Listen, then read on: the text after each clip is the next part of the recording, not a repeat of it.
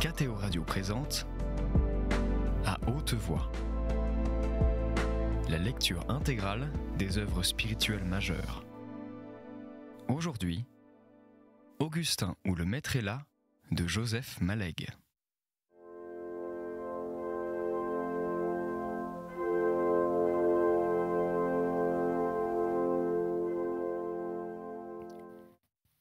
Cette confusion de délices et d'angoisse à la fin l'exaspéra.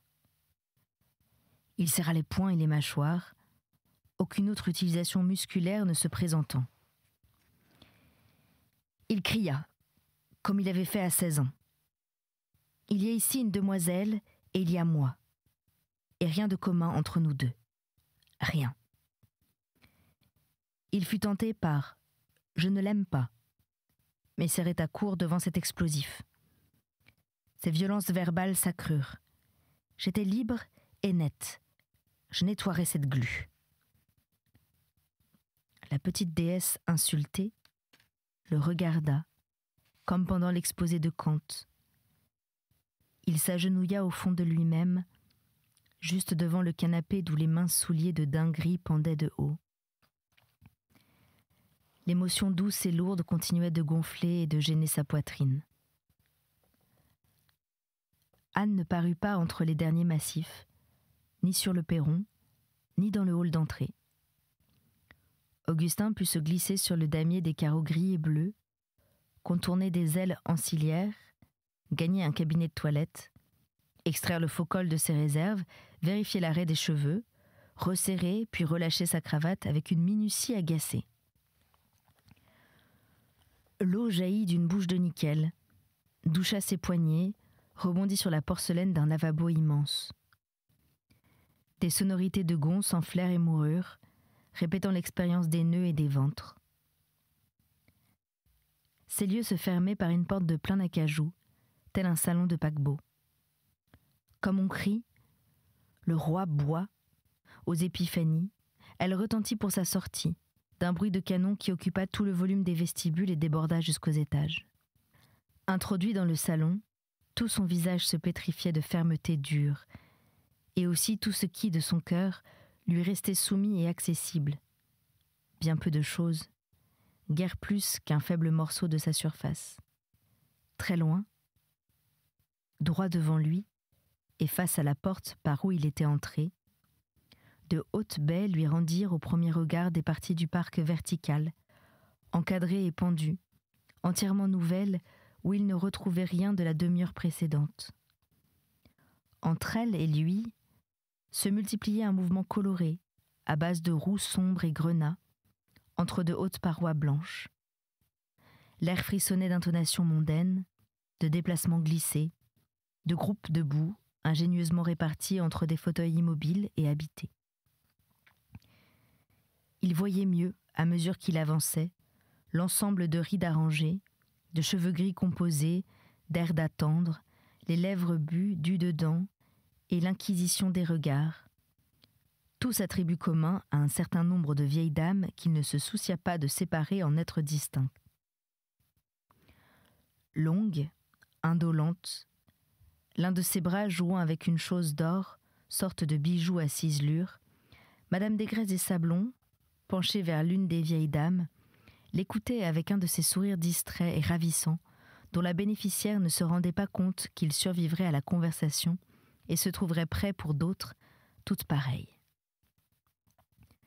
Ceux mêmes qui sentaient qu'elle ne leur concédait qu'une amabilité fournie par un sens mondain d'une justesse ancestrale et parfaitement fondue à sa substance, lui savaient respectueusement gré de la leur accorder, à défaut d'un intérêt personnel trop précieux et inatteignable, qui devait bien exister cependant pour quelqu'un. Développée sur la bergère et pur chef-d'œuvre, la ligne de son bras ajoutait à la souplesse fixe du meuble une autre, momentanément aussi reposée, mais toute précaire et presque frémissante, marquée au coude, au poignet délicat, à l'attache de l'épaule par l'immobile bondissement de la vie. Dès qu'elle aperçut Augustin, tout l'intérêt inemployé qui errait dans ses articulations et autour de ses prunelles précisa franchement son sourire, éclaira ses regards, fit qu'elle lui tendit d'un mouvement presque affectueux cette longue main pleine et fine qu'il se rappelait avoir vue baiser.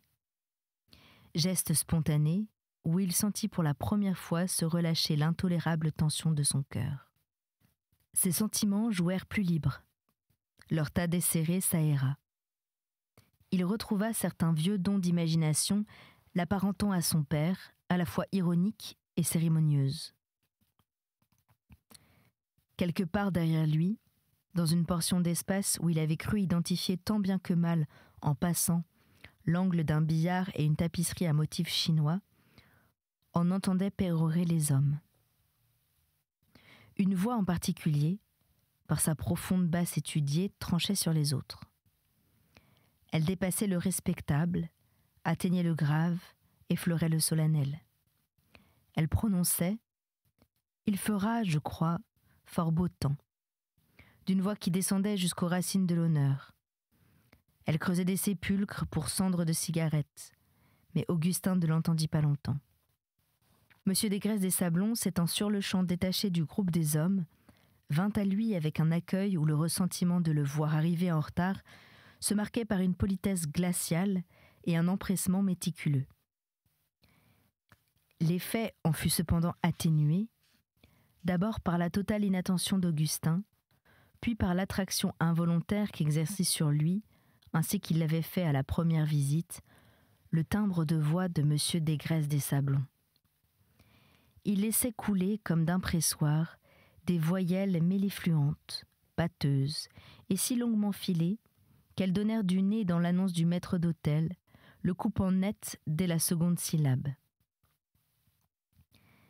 Mais elles payèrent cette victoire de pertes graves, parmi lesquelles on doit compter la continuité de leur flux, leur syntaxe et cette dignité incomparable que M. Desgraisses des Sablons avait eu dessein de leur conférer, et qui s'en fut par lambeaux, chacun ne portant plus que des traces encore reconnaissables, il est vrai, de leur pompe première.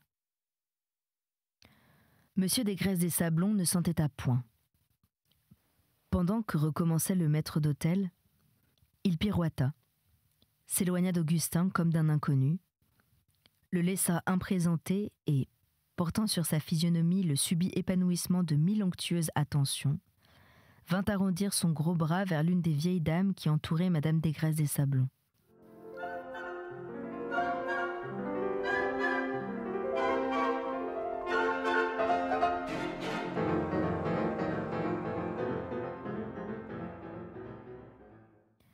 Comme une nébuleuse procréant des planètes, la masse amorphe des invités lançait des couples en avant toutes les 2 ou 3 secondes.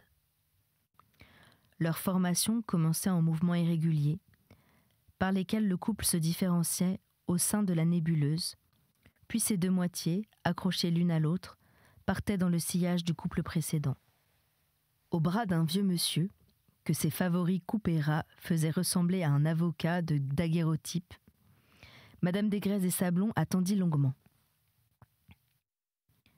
Augustin se demandait quel rôle lui était dévolu dans la création de ces couples. Avec qui il devrait partir?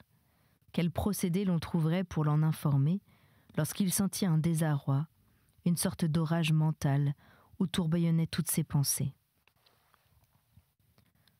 En même temps battait dans sa poitrine à grands coups d'un marteau mou, de simples chocs physiques au sens mal précisé, avertisseurs d'on ne savait quoi encore, et qui mirent un temps appréciable pour se révéler les secousses premières d'une muette et dévorante joie. Ah, minute terrible, minute comblée, que de fois plus tard, il se tournera vers vous.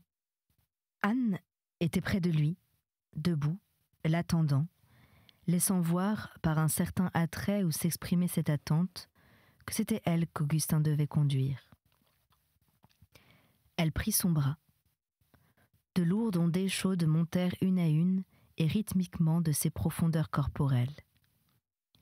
Elle marchait du côté des fenêtres entre le jour et lui. Elle portait une robe d'une ligne toute pure, sans fleurs, sans rien.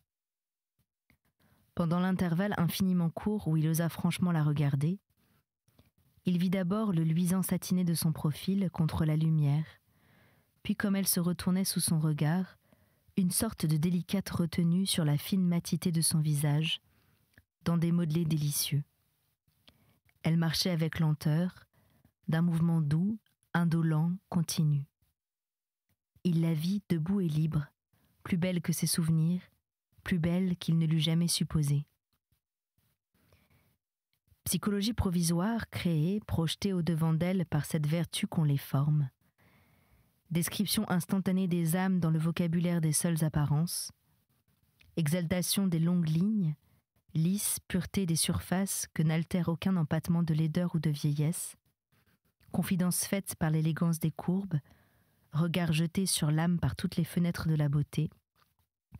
Psychologie d'anticipation, peut-être fausse, peut-être fidèle, plus puissante immensément que la connaissance directe et véritable. Psychologie prometteuse des plus brûlants bonheurs.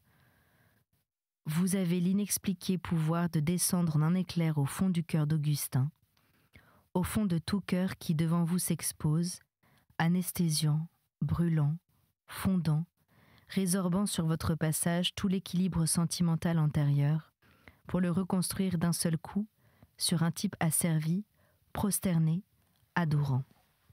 Pendant le temps que dura cette réflexion de lui-même, tout ce que purent pour Augustin ses puissances rationnelles fut de lui jeter des suggestions de sens commun, conseils d'attitude et de tenue aisément réalisables, tels que se dominer, ne pas se faire remarquer, ne pas la regarder comme ça, conseils qui se maintinrent tenaces et insubmersibles sur les bouillonnements du torrent émotionnel. L'équilibre nouveau pacifiant son âme regroupée, l'état de choc passa. L'ondée sanguine cessa de battre dans l'hypersensible vaisseau de chair. Ce fut repos, fin des troubles, plénitude. Une jeunesse étale et radieuse se répandit sur son cœur. La complicité de toute son âme dans cet asservissement, de toutes ses forces concourantes, firent qu'il se sentit maître désormais de taire aussi longtemps qu'il le voudrait le secret de feu. Il dominait pleinement ses réactions et les conseils d'attitude corporelle retardaient. Son sang-froid calcula avec le plus souriant désespoir que 40 pas, 50 au plus, lui étaient alloués pour marcher ainsi auprès d'elle, à la toucher, dans le bruit de sa robe. Il se sentit une humble et anonyme gratitude que ses pas fussent lents.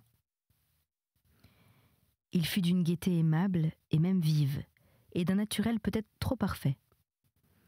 Ils échangeaient avec la liberté la plus aisée, des paroles d'une facilité riante qui lui semblait portée et flottante sur un docile lac d'or. Il osait regarder Anne avec la familiarité respectueuse que donnent les relations suivies. Il s'y exerçait. Et tantôt la pâleur d'un teint de nymphéa posé en transparent sur le rose profond de la vie, tantôt la personnalité délicate des lèvres, ou la douce et confuse épaisseur de la chevelure, tantôt cet air, non pas de hauteur comme il l'avait cru, mais d'infamiliarité rêveuse. Et tantôt toutes ces choses ensemble daignaient descendre, chargées de caprices, de royauté et d'indifférence, visiter au fond de son cœur les domaines qu'elle s'était asservis. L'énervement de cette visite souveraine se fut peut-être alors dénoncé en ce qu'il lui coupait une seconde la parole et le souffle, le laissait bouche ouverte, raidi de recueillement, ou l'obligeait à fermer les yeux. Un champ de sensibilité tremblait autour de son corps, et le centre en était cette impression de pesée passive et légère de la main d'Anne sur son bras. Il sentit assez vite qu'il lui était interdit de regarder cette jeune main. Esclave, clairvoyante, la pensée d'Augustin commentait dans les quelques secondes de repos qui lui étaient parfois allouées.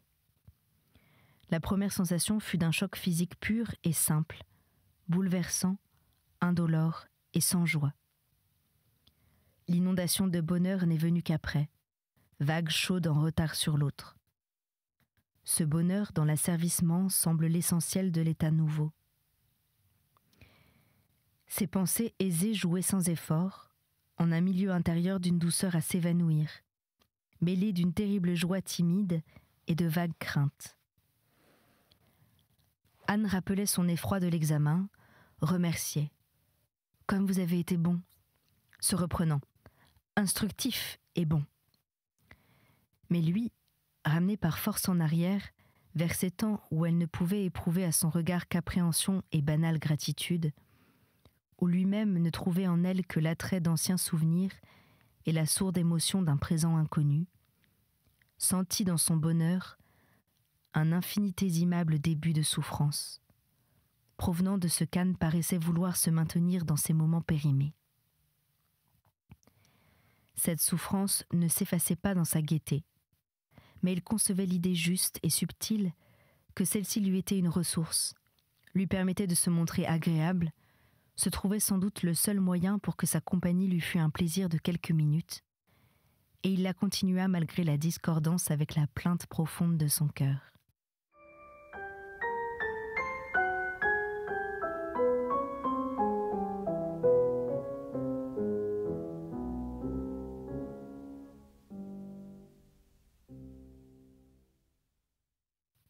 Il ironisait avec elle. Il exagérait ses ressources en ton mondain. Il adoptait leur tour de phrase, leur caractère stylistique. « Mais comment, mademoiselle ? Mais c'était extrêmement bien. Vraiment, vous aviez fait à tout cela l'honneur de vous en inquiéter. » Ils traversèrent de ce pas lent et pathétique plusieurs petits salons successifs.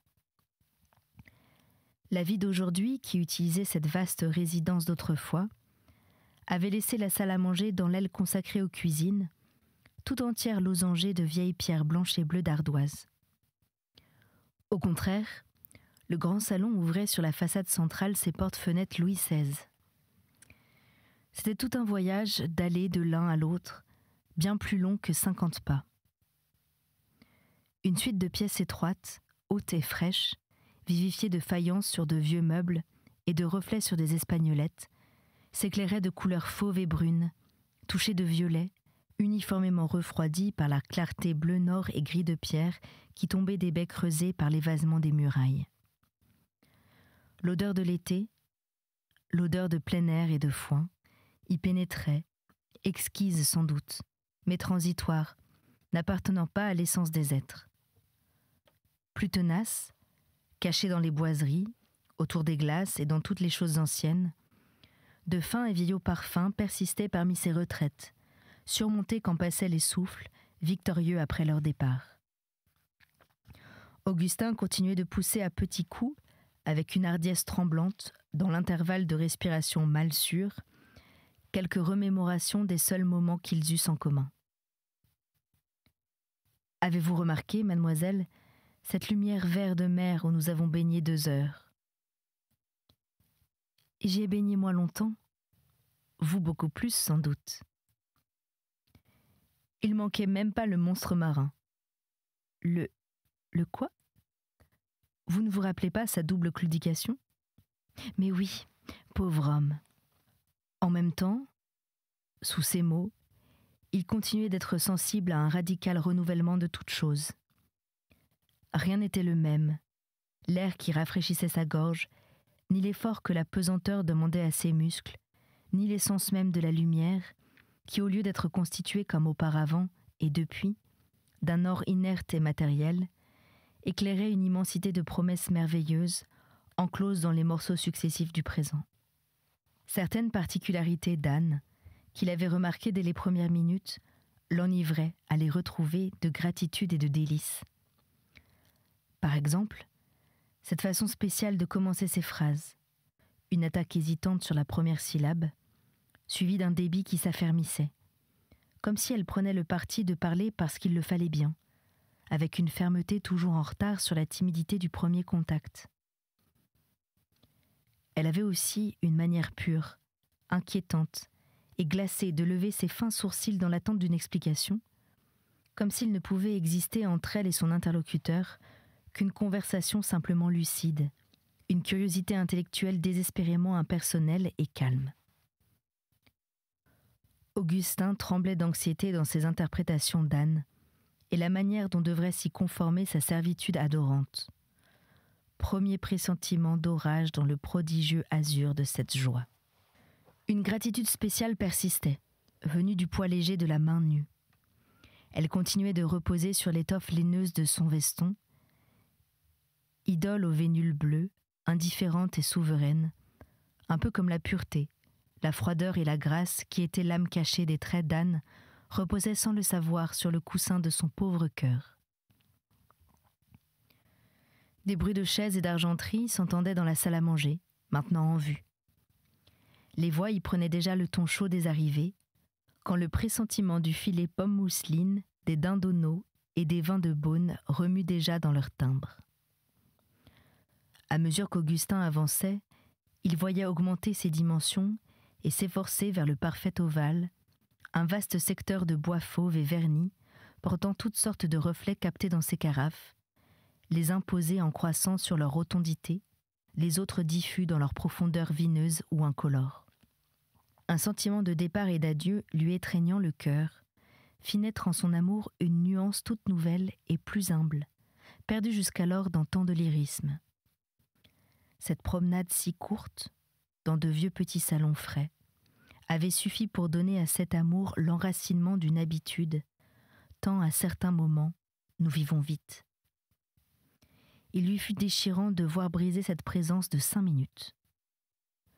Comme la lumière est révélatrice des ténèbres, et d'elle-même, la douceur de la vie à deux lui fut montrée juste au moment où cessait cette vie, et il s'aperçut qu'il ne l'avait pas éprouvée jusque-là.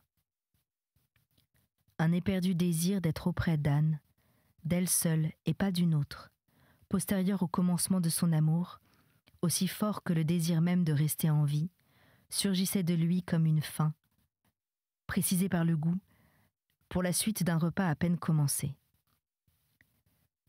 Ce n'était plus la totale annihilation de sa personne, mais sa résurrection furieuse et exigeante, comme partie d'un groupe de 2 instantanément, créé par cette tendresse née de l'adoration, au sein du multiforme amour.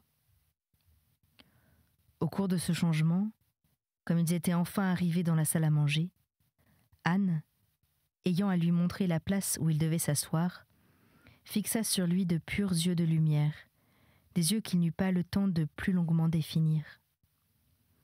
Il reçut le coup directement, de face.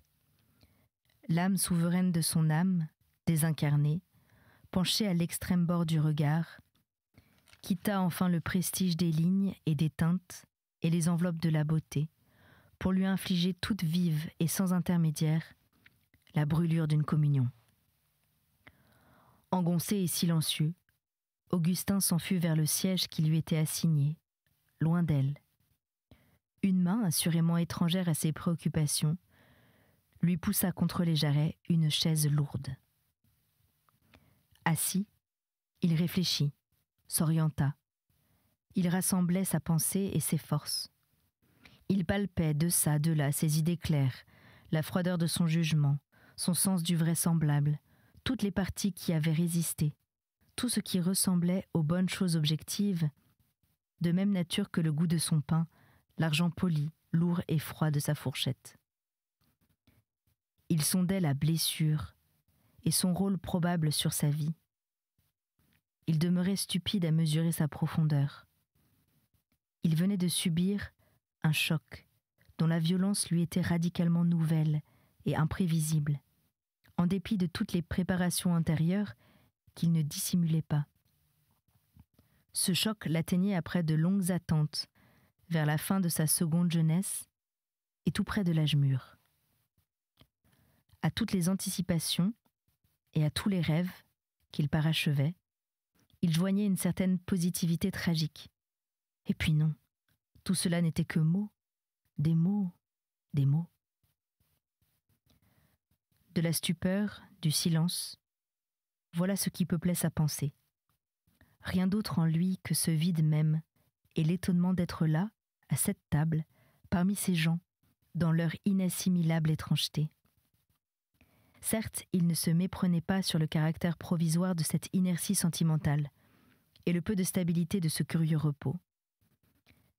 Il durait ce qu'il durerait. La crise faisait semblant de cesser subitement. Elle prenait son élan avant de revenir. Elle reviendrait. Tout le contenu prosaïque et coutumier de ses pensées restait en place, à la fois méconnaissable et intouché, morceau d'une digue demeurée entre 2 immenses poussées de la mer. un domestique présenta des œufs glacés à goût de crevettes et de mayonnaise. Un autre tendait une saucière supplémentaire. Un savoureux pain de campagne, rassis et naïf, formait une dissonance étudiée, un peu comme les losanges gris et bleus du pavement, dans les rebords qui ne couvraient pas les tapis, ou bien encore, visible entre les aubusson à bordure de bouquets et guirlandes, le magnifique appareil de pierre qui constituait les murailles dans cette très ancienne partie du château, disposition qu'Augustin n'avait jamais vue. Le maître d'hôtel commençait de pencher avec un rituel respect à un vin splendide et mystérieux. Onctueuse, dense, des éléments de ruse cachés dans son volume, la voix de Monsieur Desgraisses des Sablons, empâtant le milieu de la table, domina l'inertie d'Augustin, vainquit cette sensation opprimante de bouleversement intérieur et d'étrangeté. C'était À haute voix, une émission de KTO Radio. Aujourd'hui, Augustin ou le maître est là de Joseph Malègue. Lecture, Anne-Céline Pellarini. Captation et réalisation, Aymeric Plouminec et Thibaut Dagalier. Une émission disponible en podcast sur ktoradio.com et sur l'application KTO Radio.